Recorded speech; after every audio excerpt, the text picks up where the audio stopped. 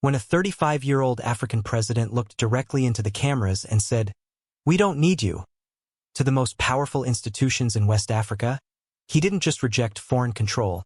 He triggered the biggest crisis in neo-colonial relations since independence. Within hours, emergency meetings were called in Paris, Brussels, and Washington. Diplomatic phones rang off the hook. Stock markets trembled. Because Ibrahim Traoré hadn't just spoken four simple words. He had shattered a system of control that had kept an entire continent dependent for generations.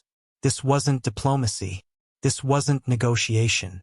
This was a declaration of war against every Western power that thought Africa would stay silent forever. What happened next would either liberate a continent or destroy the man who dared to speak the truth that every African leader had been thinking but was too afraid to say. The tension had been building for months, but nobody expected it to explode with such raw intensity. On a sweltering afternoon in Ouagadougou, as the West African sun beat down mercilessly on the presidential palace, Ibrahim Traoré stood before a gathering of regional leaders and international media with fire in his eyes and revolution in his voice. At just 35 years old, he had already become the symbol of a new Africa, one that refused to bow to external pressure or accept the status quo that had kept the continent dependent for generations. The room was packed with diplomats, journalists, and government officials who had come expecting routine political theater. Instead, they witnessed the birth of a movement that would ripple across an entire continent. Dressed in his signature simple military fatigues, rather than expensive suits favored by other African leaders, Traoré embodied the authenticity that had made him beloved by millions of young Africans who saw him as their voice against decades of exploitation and manipulation. "You call yourselves Democrats," he continued, his voice rising with passion that seemed to electrify the air itself. "But look at what we've witnessed. People prevented from entering assemblies. Forces storming into legislative buildings to force deputies to pass laws they never supported. You speak of democracy while crushing the very people you claim to represent." His words weren't just aimed at ECOWAS. They were a direct challenge to the entire Western-backed system that had governed West Africa since independence. For too long, African leaders had spoken in diplomatic code, carefully avoiding direct confrontation with the powers that controlled their economies and influenced their politics. But Traoré was different. He was saying what millions of Africans had been thinking but never heard from their leaders. The Economic Community of West African States, established in 1975 with noble intentions of promoting regional cooperation and economic development, had indeed started as a symbol of African unity. For decades, it represented hope for a continent seeking to forge its own path after centuries of colonial domination. ECOWAS was supposed to be Africa's answer to European integration, a way for West African nations to combine their resources, coordinate their policies, and present a united front to the world. But somewhere along the way, that vision had become corrupted. Critics like Traoré argued that ECOWAS had transformed from an instrument of African unity into a tool of foreign control, carrying out the wishes of Western powers who provided its funding and influenced its policies. The organization that was meant to protect African sovereignty had become, in their view, a mechanism for undermining it. The numbers told a stark story. The European Union had recently provided €26 million to ECOWAS, funding that officially supported democratic governance in the Sahel region. But to leaders like Traoré, this wasn't generous aid, it was a leash. Every euro came with expectations, conditions, and subtle pressures that shaped how ECOWAS responded to political developments across the region. When Western-backed governments faced challenges, ECOWAS supported them. When military leaders took power in response to popular uprisings against corrupt civilian governments, ECOWAS imposed swift sanctions. "They threaten us directly or with veiled threats," Traoré declared, his voice carrying the weight of personal experience and generational frustration. "Of course we respond as we should. They always give us examples. They tell us, Thomas Sankara tried to do it like this, but where is he? He is dead." The reference to Thomas Sankara sent shivers through the room. Burkina Faso's legendary leader, who had ruled from 1983 to 1987, had attempted to build a truly independent African nation free from foreign control. He had changed the country's name from Upper Volta to Burkina Faso, meaning land of upright men. He had refused foreign aid that came with strings attached, promoted women's rights, invested in education and healthcare, and spoke passionately about African dignity and self-reliance. His assassination in 1987 had been widely attributed to foreign intelligence services working with local collaborators who opposed his independent policies. They mentioned leaders who tried to chart an independent course. Traoré continued, his voice growing more intense. The Haitian president, he tried to do it like this. Where is he? Dead. Gaddafi tried like this. Where is he? Dead. These are the veiled statements made to us to instill fear, to make us cowards. But then his tone shifted from anger to resolve, from frustration to determination. I think they haven't understood something about this generation. We know the risks. We've studied the history. We've seen what happens to leaders who dare to put their people before foreign interests. But we also know that living as slaves while pretending to be free is not living at all. The room fell silent as the weight of his words sank in. This wasn't just another African leader complaining about Western interference. This was a young man who had clearly made peace with the potential consequences of his choices and was willing to face them rather than continue the cycle of dependency and humiliation that had defined African leadership for decades. Our children will ask us questions, he said, his voice now carrying a different kind of intensity, the urgency of a father thinking about the world he would leave behind. Imagine if in Burkina Faso we refuse to fight and we accept to submit, to live in slavery. The imperialists have understood this. They try to instill fear in leaders so that you become cowards. Because when you are a coward, all other vices can arise. He paused, looking directly into the cameras that were broadcasting his words across Africa and around the world. Tomorrow our children will grow up. They will ask questions. Were our parents cowards who left us in slavery? Whether we are alive or dead, we will feel the shame of that question if we don't act now. The personal dimension of his struggle was evident in every word. This wasn't just about geopolitics or economic policy. It was about the fundamental question of what kind of continent African children would inherit. Would it be one where their leaders had the courage to make difficult choices for long-term freedom, or one where short-term comfort and personal safety took precedence over generational liberation? ECOWAS's track record in recent years had done little to inspire confidence among young Africans who were watching their leaders' responses to popular uprisings and military interventions. When Mali experienced a military takeover in 2020 and 2021, driven by massive popular protests against a civilian government seen as corrupt and ineffective, ECOWAS had imposed harsh economic sanctions. These sanctions didn't hurt the military leaders. They devastated ordinary Malian families who were already struggling with poverty and insecurity. Similar patterns had played out across the region. When the people of a country rose up against governments they viewed as corrupt or illegitimate, and when military interventions occurred in response to popular pressure, ECOWAS consistently sided with the status quo, regardless of how unpopular or ineffective the civilian governments had become. To critics like Traoré, this revealed ECOWAS's true priorities: maintaining stability for foreign interests rather than responding to the legitimate grievances of African peoples.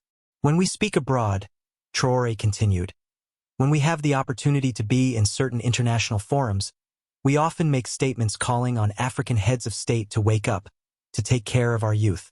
But I can assure the youth that when we find ourselves in their corridors, these same heads of state tell us privately, you are on the right track. This is what needs to be done for Africa to feel empowered. This revelation was particularly damaging because it suggested that many African leaders privately agreed with Traoré's assessment but lacked the courage to say so publicly. They understood that their nations were trapped in cycles of dependency and foreign control, but they were either too comfortable with the personal benefits of the current system or too afraid of the consequences of challenging it. From this platform, he declared, I would like to say that African people are the most peaceful people in the world. When you recognize what is wrong, you must tell the people the truth. But telling the truth, as Traoré well knew, came with enormous risks.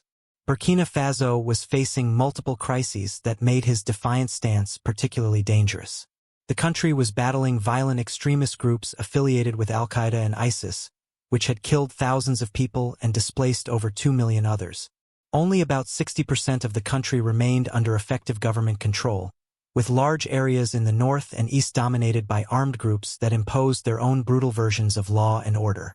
At the same time, Burkina Faso's economy was struggling under the weight of insecurity, reduced foreign investment, and the disruption of traditional trade relationships.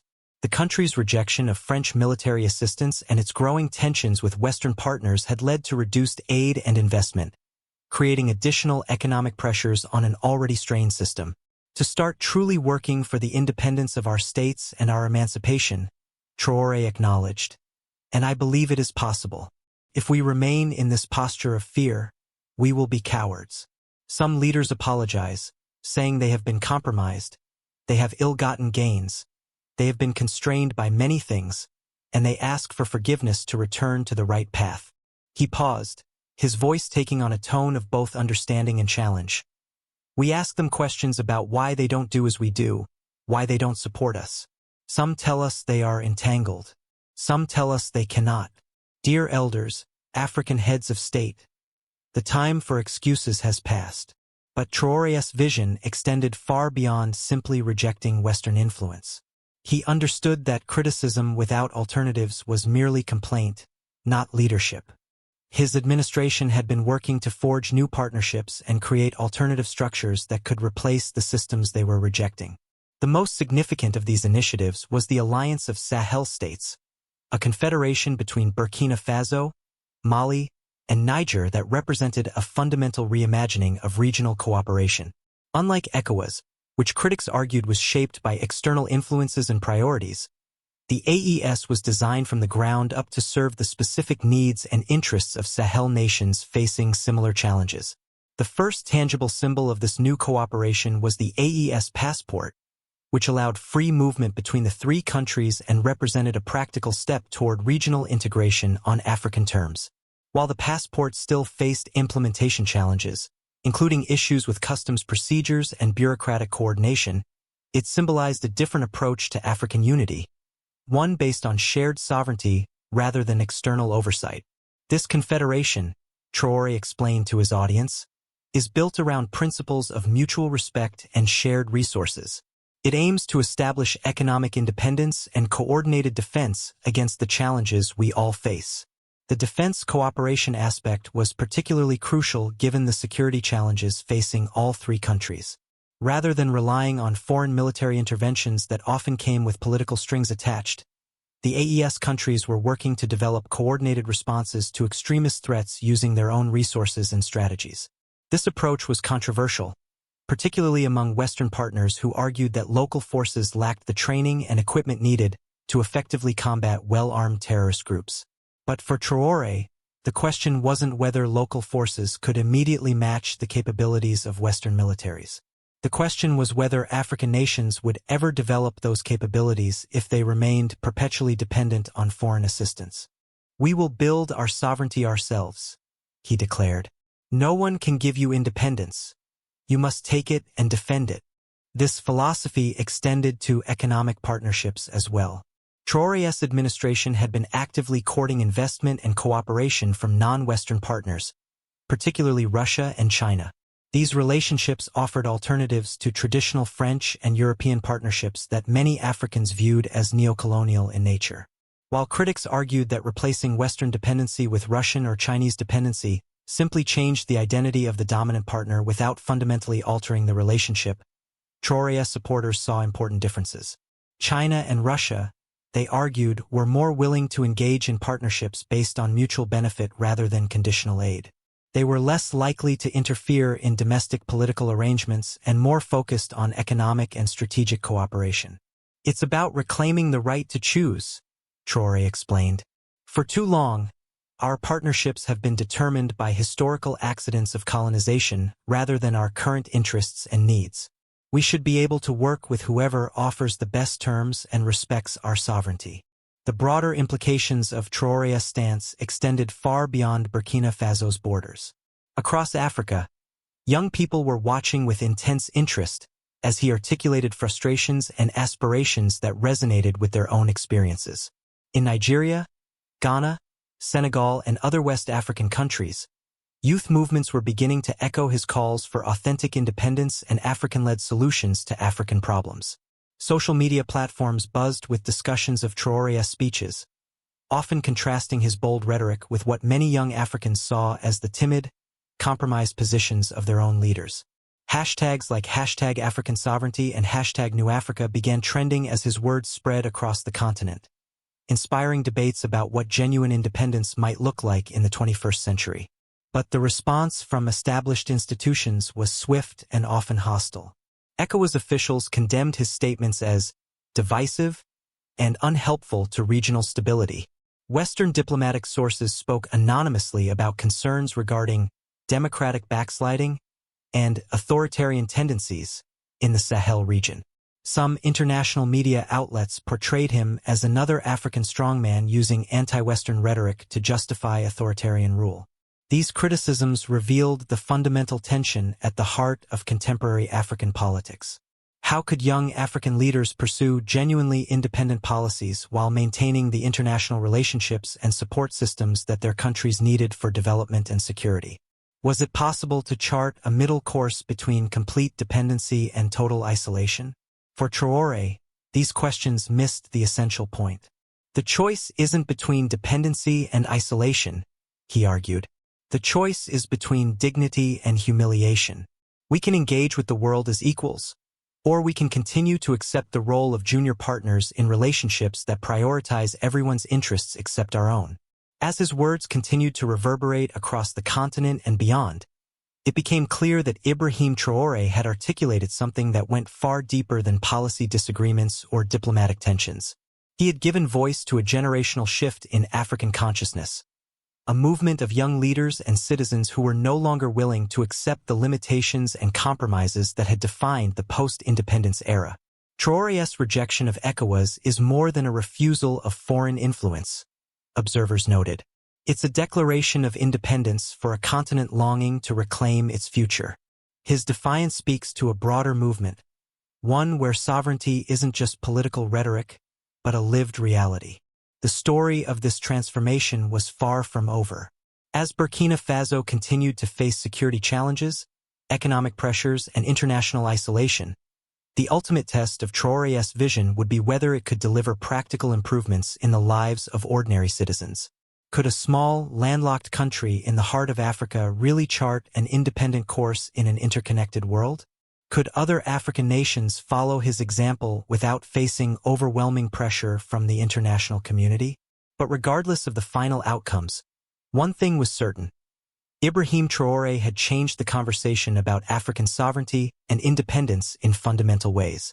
He had shown that it was possible for African leaders to speak truth to power, to reject the conventional wisdom about what was possible or acceptable, and to inspire hope for a different kind of future.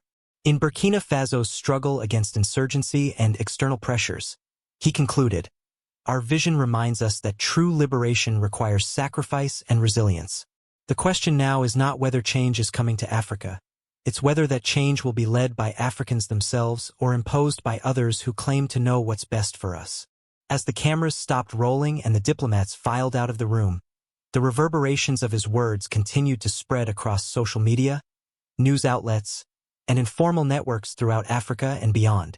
A new chapter in the struggle for African independence had begun, and Ibrahim Traoré had positioned himself at its center. The forces of external control would undoubtedly push back harder, as he had predicted.